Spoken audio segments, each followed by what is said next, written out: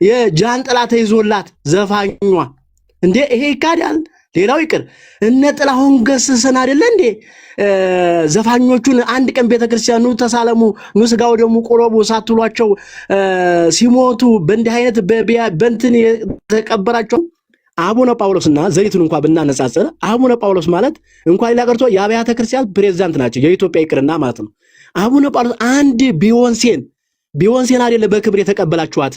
እንዴት ነው ከዚህ ጋር የምታነጻጽረው? ከዚህ ምን ነው ሀገር ውስጥ ያሉትን ዘፋኞች ስንት ታቦት አወጣህላቸው?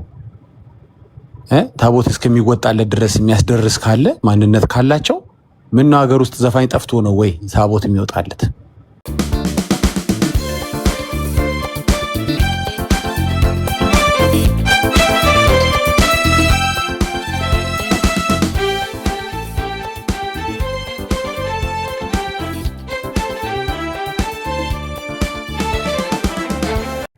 እገሌ የተባለው ታዋቂ ሰባኪ የካ ሚካኤል ያስተምራል ቢባል ማስታወቂያ ቢነገር በዚያ ዙሪያ ላይ ያሉ ግሮሰሪ ቤቶች እጥፍ ነው መጠጡን የሚያወርዱት። ለምን ይመጣላ? ህዝቡ ለስብከት ይመጣላ። ሲሄድ 2-3 ብሎ ጠጥቶ ይገባል። ሲመለስ ደግሞ 3-4ቱን ጠጥቶ ወደ ቤቱ ይገባል። ምክንያቱስ መንፈስን የሚለውጥ ስብከት አይደለም ሰበከው። እሱም ራሱ የሚጋበዘው እንዲሁ ስለሆነ ሳይጠጣ ይሰብካል እንዴ? የትኛው ሰባኪ? የጨጓራ በሽተኛ ወይም ስኳር ያለበት ሰው ካልሆነ በቀር በምንም ምክንያት ቢሆን መጠጥን የሚያቆም መጠጥ ኃጢአት ነው ወይ በሚል ወይም ደግሞ መጠጥ ጥሩ አይደለም ለሰውነቴ ጥሩ አይደለም የሚል እንኳ በራሱ ማግኘት እጅግ ከባድ ነው። ሌላ ነገር ልናገር ዳግም ስላለ የሲኖዶስ ጉባኤ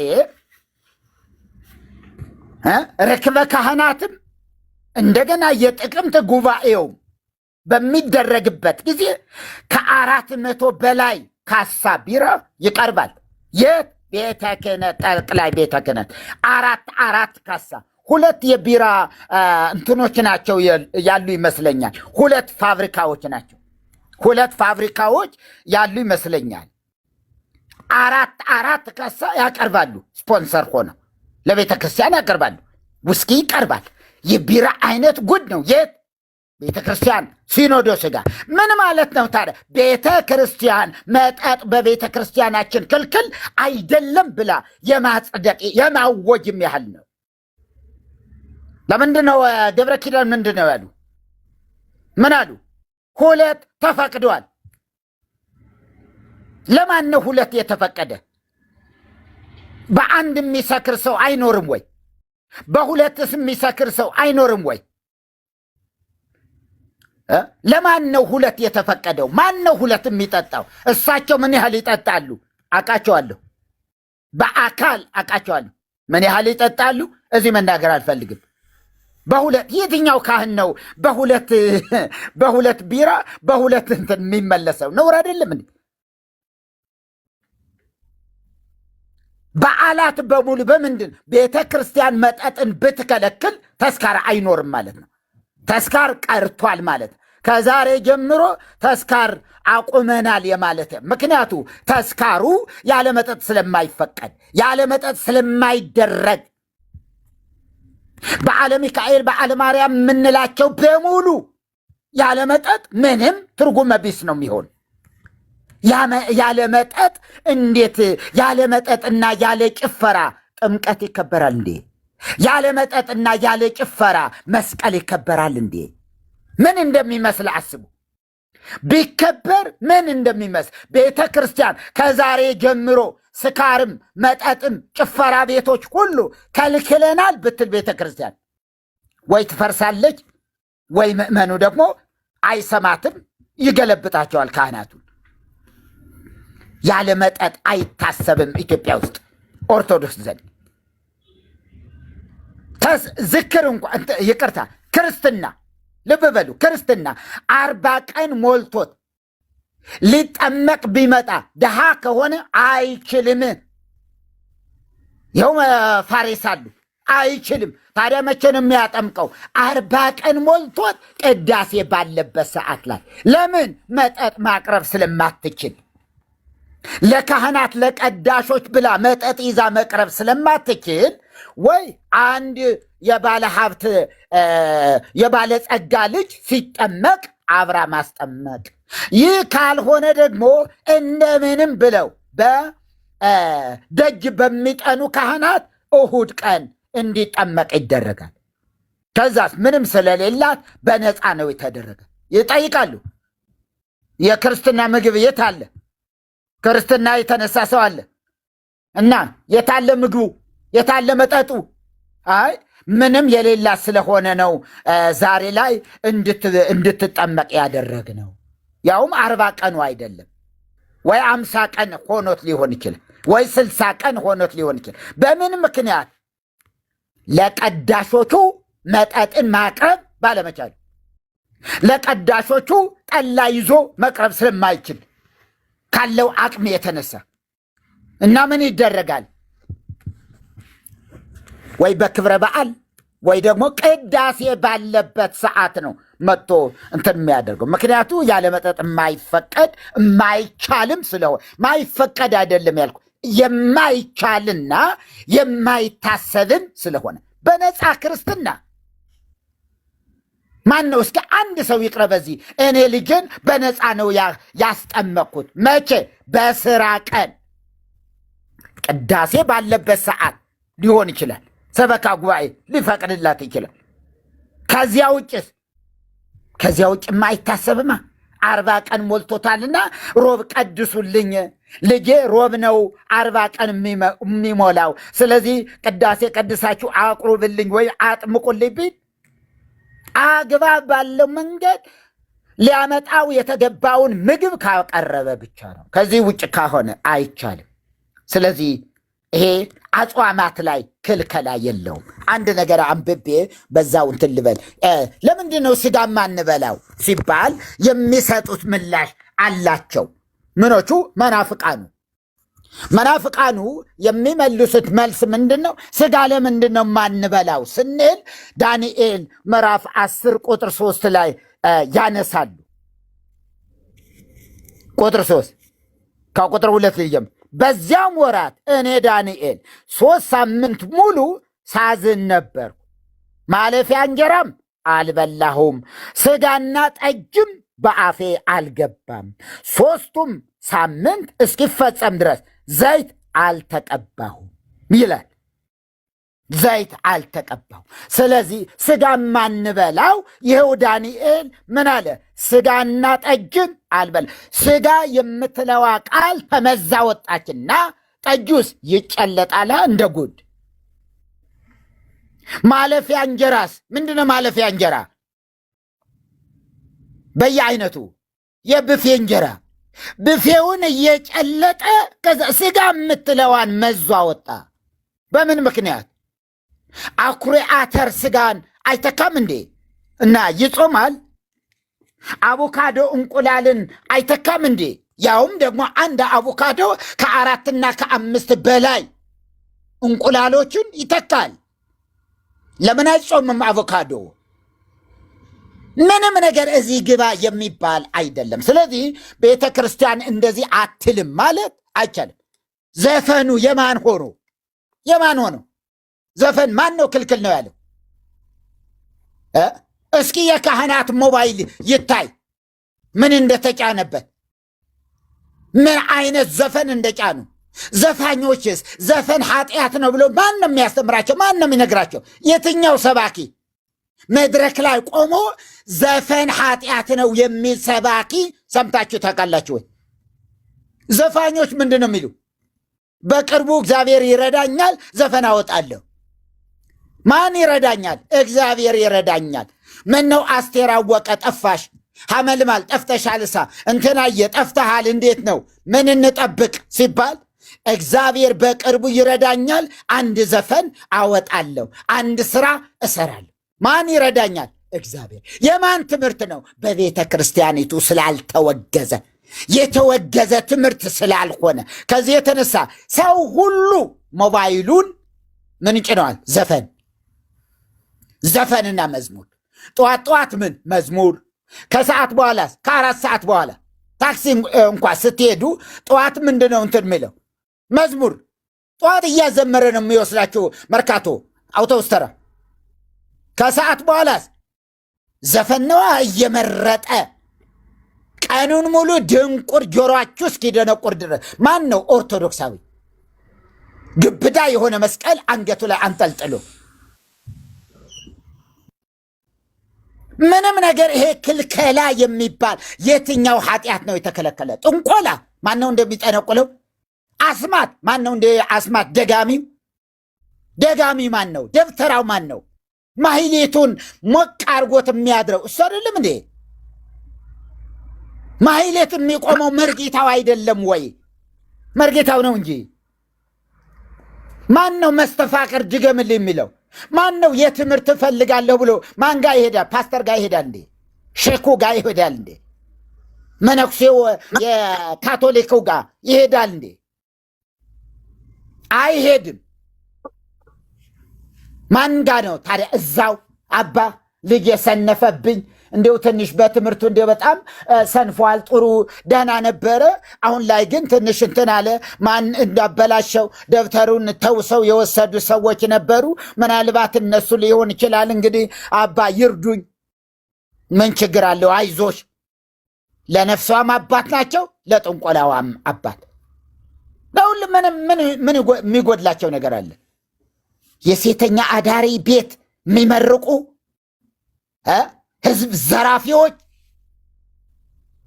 የመቃብር ስፍራ መቃብር የሚያስከፍሉ፣ የቀብር የሚያስከፍሉ፣ የሚያባርሩ፣ ካልከፈለስ የራሱ ጉዳይ የሚሉ እነዚህ ናቸው እንዲህ አባቶች።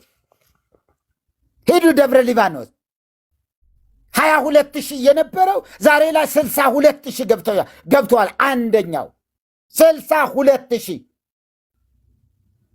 ሁለተኛው 36,000 የቀብር ቦታ። ማን ቤተ ክርስቲያን፣ ማን ኦርቶዶክስ ቤተ ክርስቲያን እንዲህ ነው የምታደርገው? የቀብር ቦታ እያሰራች ንግድ ምን አለ? ጠዋፍና ሻማ መሸጧ አይበቃትም እንዴ? ሱቅ ሰርታ ማከራየት ንግዱ አይበቃትም ነበር? ጠዋትም ተናግሬያለሁ። ታቦታት ለንግድ አይደሉም እንዴ? ይኸው አንድ ቄስ ተናግረዋል። እኔ ጋም ለጥፌዋለሁ ይመስለኛል። ለንግድ ነው የሆነው። ታቦታት ለንግድ ናቸው። ጽላቶች ለንግድ ናቸው። አርሴማ ለንግድ እየተጠቀሙባት ነው። ለገቢ ምንጭ እየተጠቀሙባት ነው አርሴማ። ምክንያቱ ህዝቡ ሊያቃታላ። ትናንት ማን ነበረች? ክርስቶስ ሰምራ እናቴ እያለ ባህር ዳር ድረስ ይሄድ ነበረ። ዛሬ ላይ አርሴማ በየበሩ መታለች። አርሴማ እንዲህ የሞባይል ያህል መፍትሄው ምንድን ነው? መሪጌታ መፍትሄው ምንድን ነው? ችግሯን ዘርዝሯል። መፍትሄው ወንጌል ነው። ወደዛ እንሂድ። መፍትሄው ወንጌል ነው። መፍትሄው ተሐድሶ ማድረግ ነው። መፍትሄው ወንጌልን መስበክ፣ በኢየሱስ ክርስቶስ የተገኘውን የዘላለም ሕይወት ህዝቡ እሱን እንዲቀበል ማድረግ። ከዚህ ውጭ ሌላ ምንም ነገር ታቦታት ቢደረደሩ 44 ታቦታት ድርብ ቢሆኑ ምንም የአንድ ሰው ሕይወት አይቀደስም፣ አይለወጥም። የሚለውጥ ማን ነው? ወንጌል ሲሰበክ ህዝቡ ጸሎቱ ተሰሚነት ይኖረዋል። ህዝቡ ወደ እግዚአብሔር ይጸልያል፣ አምላኩን ይለያል፣ አምላኩን ያውቃል፣ ወደ እግዚአብሔር ይጮሃል። መጽሐፉም ስለሚል ወደ እኔ ጩህ እኔም እመልስልሃለሁ አለ እግዚአብሔር። ወደ እንትና አላለም፣ ወደ እነንትና አላለም። ወደ እግዚአብሔር የሚጮኸው ግን ምን ሲሆን ነው? ወንጌል ሲሰበክ፣ ወንጌል ሲማር እንጂ ቀናቶች ተመድበው ዛሬ ለመጸለይ መሪጌታ ለመጸለይ ወንጌልን መማር ያስፈልጋል እንዴ? በሚገባ የወንጌልን እውነት ካልተረዳህ በማን ስም መጸለይ እንዳለብህ የሚናገረው ቃሉ ነው። እሺ የዛሬ ስንት ዓመት ነው አቡነ ጳውሎስ አይደሉ እንዴ ቅድስት ሥላሴ ቢዮንሴን እንግዲህ አሁን እናንተ በአንድ በሌላ 66 ምናምን የምትሏትን ቢዮንሴን አይደል እንዴ ታቦታውታችሁ ፓትርያርኩ ባሉበት ጳጳሳት ባሉበት ሊቃውንቱ ባሉበት በዝማሜ አይደለም የተቀበላችኋት ዘፋኟን ቅድስት ሥላሴ በር ላይ ዘፋኟን የዓለም ታዋቂ ዘፋኟን ቤተክርስቲያኒቱ በክብር አይደለ እንደ በዙፋን አስቀምጣ የተቀበለቻት ቤተክርስቲያኒቱ ፓትርያርክን ያህል አባት ተገንተው ሊቃውንት የሚባል በዝማሜ ቁጭ አድርገው ጥላ የጃንጥላ ተይዞላት ዘፋኟ እንዴ ይሄ ይካዳል። ሌላው ይቅር እነ ጥላሁን ገሰሰን አይደለ እንዴ ዘፋኞቹን አንድ ቀን ቤተክርስቲያኑ ተሳለሙ ኑ ስጋው ደሙ ቆረቡ ሳትሏቸው ሲሞቱ በእንዲህ አይነት በእንትን ተቀበራቸዋቸው። ሌላው ይቅር አሁን ሰሞኑን እንደው ምን የለጠፍኩት አለ ፈንቱ ማንዶ የሚባለው ሰውዬ ለምንድን ነው የምትዘፍነው ብለው ሲጠይቁ አይ ንስሐ አባቴ ብትቆርብም ቆርቧል ቆራቢ አይደለ እንዴ አንተ ለምን ትዘፍናለህ አሉት። አይ ንስሐ አባቴ ችግር የለም ይሄ ስራ ነው ብለውኛል አለ። እኔ ለጥፌዋለሁ እንደውም የተናገረው ምኑንም ስራ ነው ችግር የለም ብለውኛል። እንዴ ከዚህ በላይ እንዴት ነው አንተ እንዴት ነው የምታስበው እንዴ? ዘፋኝንማ ወይ ቄሶቹ አይደል እንደ እስክታ ሲያወርዱ የምናያቸው በየሚዲያው በየመጠጥ ቤቱ እስክታ የሚያወርዱት እነማን ናቸው? ቄሶቹ አይደሉ እንዴ? እንደ ዘፈንማ የማን ነው? እንደ ስካርማ የማን ነው? መጠጥ ቤትማ የማን ነው? ፔንሲዮን የማን ነው? እንደ ሴተኛ ዳሪ የማን ነው? እንደ ሁሉን እንዴት ታናግሩናላችሁ እንዴ? ሙሰኝነት የማን ነው እንደ? ምድሪቱ ላይ ራሱ ምድሪቱ አሁን ብላ ልጮህበት የሚገባው የእናንተ ግፋር የእናንተ አይደለም ወይ? የኦርቶዶክስ ችግር አይደለም ወይ? ለዚህ ሁሉ አሁን ያለበት ሁኔታ እንዴ ይሄ ሁሉ የሚሰራው ፖለቲካው ቆብ ለብሶ ግደለው አባረው እኔ እመራለሁ እኔ እንትን ላለው የሚለው ማን ነው? ሲጀመር እንደው ስነ ምግባርስ አለ ወይ? እንዴት ነው ወንድም ይሄን አንተ ልታድበሰብስ የምትችለው? መጠጥ ቤቱ ሲጀው እንደው አንድ አጋጣሚ በዝልን ገረፍ የዝየ የዛሬ 2008 ላይ ልንገር አባየው 2008 ላይ እኔ አጋጣሚ መንፈሳዊ ኮሌጅ ተመርቄያለሁና በዛን ጊዜ አቡነ ማትያስ መጡና ለካ ከቀን በፊት አንድ ሆቴል መርቀዋል ጳጳስ ወደ 3 ጳጳስ መርቀዋልና ልክ እዛ ደግሞ ሊያስመርቁ መጡ። ተማሪውን መጡና እግዚአብሔር ይስጥልን እንግዲህ እኔ ሆቴል እግዚአብሔር ይባርከው አሉ። ትምህርት እንትን ሊያስመርቁ መጣው እኮ ነው ትምህርት ቤት ኮሌጁ ላይ ትላንትና ሆቴል ነበር የመረቁትና ሆቴል መስሏቸው እንግዲህ እኔ ሆቴል እግዚአብሔር ይባርከው አሉ። ከዛ የማታ ተማሪና የቀን ተማሪ ሙድ ተያያዘ። ሆቴል እንደን ነበር እየተባባለ ማለት ነው። እና እንዴ ፓትርያርክ ሳይቀር አይደለም ሆቴል ግሮሰሪ መጠጥ ቤት የሚባርከው አራተው እንዲያውም ብንወጣ ራሱ እንደው በቢሎና ሳይ እንደ ያንዳንዱ ካህናት ሳጥን ይዞ ቁጭ የሚለው እኛም እኮ ያለፍንበት ህይወት ነው አባ። ወንጌል ስላገኘን ነው እንጂ ክላችን ላይ ያራገፍ ነው። እሺ ሰምቻለሁ። እኔ የምለው ግን ምንድነው የግለሰቦችን እየጠቀስን አሁንም ከተናገርን ብዙ መናገር እንችላለን። እኔ በትምህርት ደረጃ ነው ማለት ያለሁት እንጂ የግለሰብ በትምህርት ደረጃ ዝፈኑ ስኸሩ ሚል አለ ወይ በቤተክርስቲያኗን ያልኩት እንጂ አንዳንድ ቄሶች እንደዚህ ያደረጉ ቄሶች እንደዚህ ያደርጋሉ ወይ ጳጳሳት እንደዚህ ያደርጋሉ የሚለው እሱ የግለሰብ ኃጢአት ነው። ትልቅ ተግባር አይበልጥም። አንድ ጊዜ እኔ በእንደዛ ከሆነ በፕሮቴስታንቱ ዓለም ለምሳሌ ዘማሪት ዘሪቱ የምትባለዋ ዘሪቱ ዘማሪት ቦልድ ሊወጣ ኢየሱስ ዘፈን አይጠላም ብላ ማንም ያወገዛት የለም። አንድም ጴንጤ ሲያወግዛት አላየንም እና በዚህ ጉዳይም አልተገሰጸችም። ስለዚህ እንደዛ በግለሰብ ደረጃ ካወራንማ በፕሮቴስታንቱም ብዙ ማውራት እንችላለን። ኢቭን የሚዘፍኑም አሉ እየዘመሩ የሚዘፍኑም አንዳንድ ፕሮቴስታንት ዘማሪዎች አሉ እና እሱን አይደለም እምልህ ያለሁት እኔ በግለሰብ ዘሪቱ ወጣ ኢየሱስ ዘፈን አይጠላም። ኧረ ልጨርስ አንድ ደቂቃ አንድ ደቂቃ እኮ ነው። ዘሪቱና አቡነ ጳውሎስ አንድ ናቸው። አንድ ጨርስና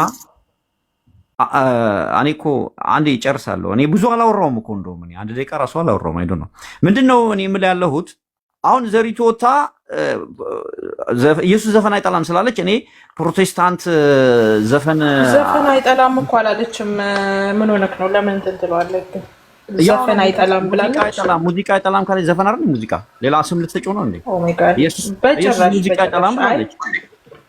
ሲጀምር ኢየሱስ ሙዚቃ አይጠላም ብላለች። ምንድን ነው ሙዚቃ? ሙዚቃ ዘፈን አይደል እንዴ?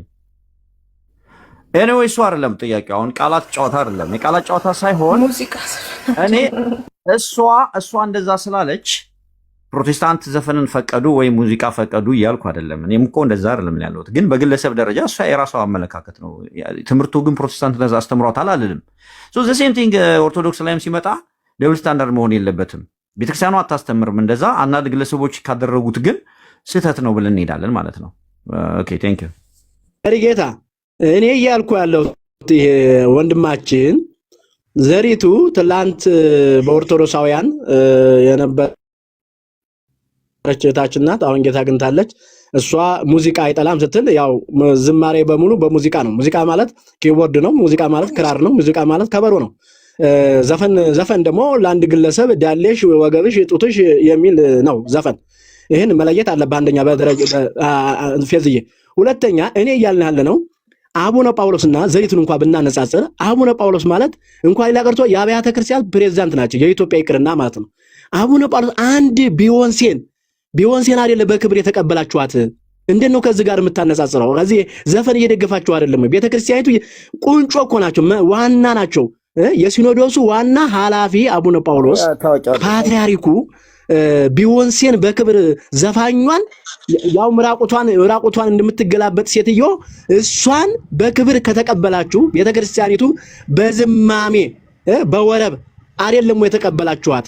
እንዴት ከዚህ ጋር ታገናኛለህ? ግለሰብ ይባላል እንደመመለስ ምንድነው? ቤተክርስቲያኗ እንደ ቤተክርስቲያን ዘፋኞችን አይደለም የምትጠላው፣ ዘፈኖቹን ነው የምትጠላው፣ ወይ የሚዘምሩትን ዘፈን ነው የምትጠላው እንጂ ዘፋኞቹን ራሳቸውን ሰዎቹን አጠላቸውም። ስለዚህ ቢዮንሴ አስቀርተነዋ አይደለም መሆን ያለበት፣ ዘፈኗን ማቋረጥ አለባት።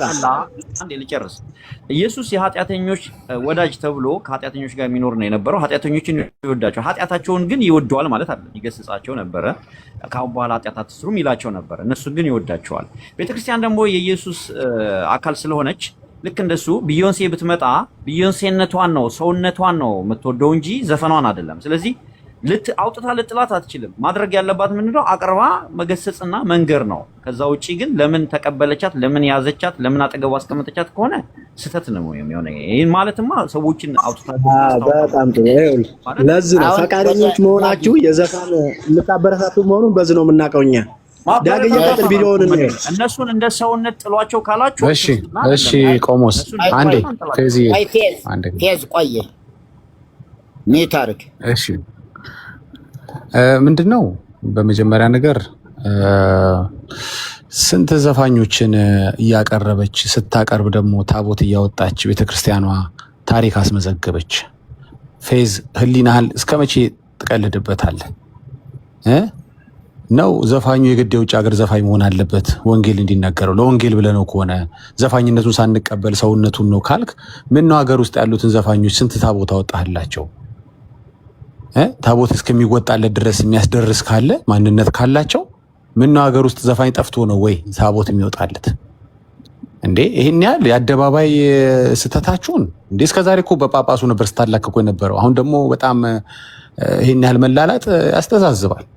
ለማንኛውም ግን ይህንን ያደረገችው ቤተክርስቲያን ማነች ተብሎ በመጨረሻ ላይ ሲታይ ወንጌል አማኞች አይደሉም። አየህ፣ የእኛ ቤት ኃጢአተኞችን ጌታ ሲቀበል ስላየን ኃጢአተኞችን እንቀበላለን። አዎ በፈለገው ኃጢአት ውስጥ ጥለፍ ጌታ ያስተማረን ኃጢአተኞችን እንድንወዳቸው ያስገድናል።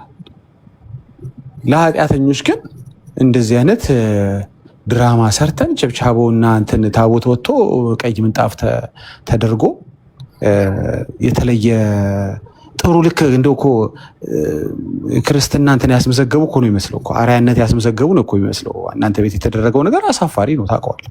ስለዚህ ኃጢአተኛን መውደድና ኃጢአተኛን እንደዚህ ድል አድርጎ ንስሐ ያልገባ ህይወቱ ማንነቱ ምንም አስተማሪነት የሌለው የመመለስ ነገር ያላሳየ በአባቶቹ ስር ሆኖ ለመማር ፈቃደኛ ያልሆነ በንስሐ ያልታጠበ ያልተጠመቀ እንግዲህ የጌታን ራት ያልወሰደ ህብረት የማያደርግ ቱ ሜኒ ዲቴልስ መግባት እንችላለን። እንዲህ አይነት ሽብሸባ ካሸበሸብኩ በኋላ ወገብን ሲያምነው እንዴ የምታላክከው መልሰ እንዴ? የሌለ ነገር እኮ ያደረጋችሁት ነገር። እኛ ለተክልዬ እንኳ አይገባም የምንለው ነገር ነው ለቢዮንስ ያደረጋችሁት አይደል እንዴ? ለአርሴማ አይገባም የምንለው ነገር እኮ ነው እናንተ ለቢዮንስ ያደረጋችሁት።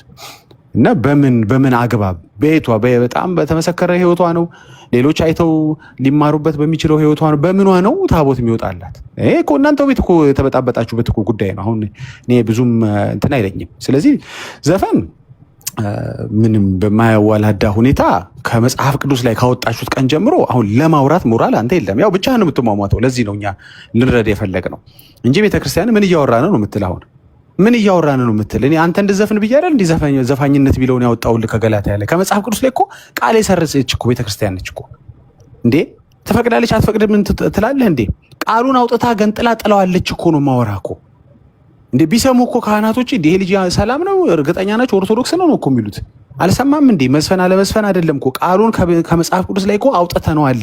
እስኪ ያሳየኝ የሁለት ሽትሙን ክፈትና የኢትዮጵያ ኦርቶዶክስ መጽሐፏ ላይ ዘፋኝነትን ከስጋ ፍሬዎች መካከል አውጥተዋለች አላወጣችሁም? እንየው እስኪ። ገላትያ 5 ላይ አለ የለም እንዴ? ዝፈኑ አትዝፈኑ እየተከራከርክ ነው? ከምር ነው እንዴ? አልፋለች ቤተክርስቲያን ጥላ ሄዳለች። አንተ በጣም ወደኋላ ቀርተሃል መሰለኝ እንዴ። ወንጌል አማኞች ነው እንዴ ሁሉን ነገር የሚነግሩ? አንዳንዴም እዛ ይንገሩህ እንጂ ጉድህን። ይሄንቶ ወደ ዘሪቱ ያልከው ነገር የዛሬዋ ዘሪቱ እናንተ የምታወራ ዘሪቱ በጣም የተለያዩ ነች፣ በጣም የተለያዩ ነች። ያን ጊዜ እውቀቱ ስላልነበረ ገና ትምህርቱን ስላላገኘች የራሷን ነገር በቀንነት ተናግራለች። ከኔ ጀምሮ ብዙዎች ገስጸናታል። ያንን ነገር አልወደንላትም። እኔ ከአንድም 2-3 ቪዲዮ ሰርች ኖ ይሄ ትክክል አይደለም፣ ከመጣሽ ጌታ ቤት መሰንበት አለብሽ፣ ግብት ውጥት የምትይው ነገር ትክክል አይደለም፣ የሰጠሻቸው ትምህርቶች አስተያየቶችን የምቀበላቸው አሉ ማልቀበላቸው አሉ። አዎ ልክ ነው። እኛ እንደዚህ እንትን ማለት የለም። ግን አሁን ላይ ያላት አቋሚያ ነው አይደለም። በመጀመሪያ አንተ እንዳልከው ዘፋኝም አላለችም። ሰው ስለ ሙዚቃውን ያወራችሁ ምንም ትበል ምን ትበል፣ አባ ገብረ ኪዳን ሲያወሩና ዘሪቱ ሲያወሩ አንድ አይደሉም። ምክንያቱም ዘሪቱ ቤተክርስቲያኒቷን የምትወክልበት ቁመና ላይ ሆነ አይደለም ያንን የተናገረችው። ኢቭን የቤተክርስቲያኑም አካል አልነበረችም ገና ኦፊሻልም ጌታንም የተቀበለችበት ወይም የመሰከረችበት ጊዜም አልነበረም።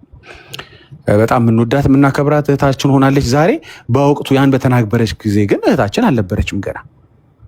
ስለዚህ አንተ እያወዳደርክ ያለው ቤተክርስቲያን የሚያህል ታቦት ያወጣበትን ከአንድ ግለሰብ ድርጊት ጋር ነው እያወዳደርክ ያለው። ለዛውም ያ ግለሰብ በቤተክርስቲያን ውስጥ ወይ አገልግሎት የሌለው ወይ ካህን ያልሆነ የቤተክርስቲያኒቷ አፍ ያልሆነ አንድ ግለሰብ የተናገረውን ወስደህ ነው። ስለዚህ ብዙም የዘፋኝ ነገር ተበልቷል፣ በቃ አልቆለታል፣ አክትሟል፣ በቃ አክትሟል። አሁን አንተ ራስህ ደንግጠሃል፣ አውቃለሁ። አልነገሩም ይሄን ኢንፎርሜሽን ከመጽሐፍ ቅዱሳችሁ ላይ እንደወጣ ብቻ ነው የምትከራከረው አንተ። ቤተክርስቲያን ራሷ ዳር ላይ ሆነ ምን እያለገ ነው ይሄ ልጅ አረረፍ በሉት እያለች ነው። አሁን ካህናቶች አሁን ከስር ቢሰሙህ እንደ ይሄ ልጅ የሚመክረው የለም እንደኛ እኮ አውጥተን በሰላም እንድትዘፍን ብለን ላንተ ብለናል እንዴ ያወጣንልህ ቃሉን እንዴ ገላገለን እንደገና ትከራከራለህ እንዴ?